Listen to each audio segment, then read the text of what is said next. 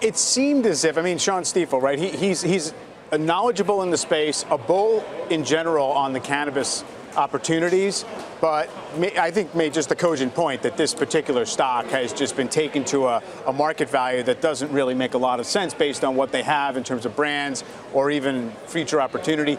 Also, it's taken this company to a market value that arguably gets beyond what any strategic buyer would be willing to pay for it, right? So it's almost as if it's trapped at this high market value. And just the angle of the increase in the stock was pure adrenaline and emotion, and not really anything tethered to the business, it seems. Yeah, extreme scarcity of these opportunities in this area is what it is. And to that point about adrenaline or buckets, like you almost need a neck brace looking at that stock chart today. But it's not just Tilray. We've actually seen all the pot stocks really move pretty dramatically to the upside in recent days and recent weeks. It's been eliciting comparisons to things like the crypto craze at the end of last year and into the beginning of this year. What are your thoughts?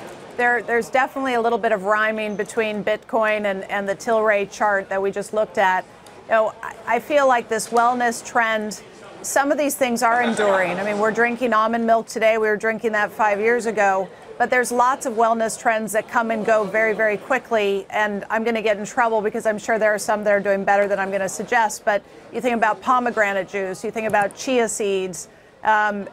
We don't know yet if this is going to be mainstream. Certainly Coca-Cola and Constellation Brands looking at CBD, that pain treatment as a wellness product is encouraging and interesting. But I think the jury's still out on whether this is an inflection point and we're going to see a mainstream acceptance of this, or if this is another chia seed moment.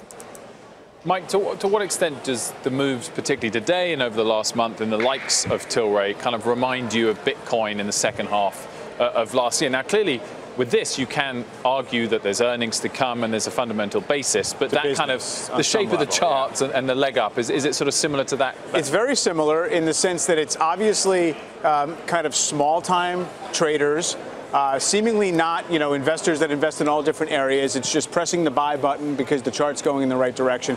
And the way that the prices have accelerated higher, as opposed to, found somebody out there to kind of sell each step along the way. The other similarity, I was mentioning the scarcity, Morgan, there's only a couple of names here that are in play.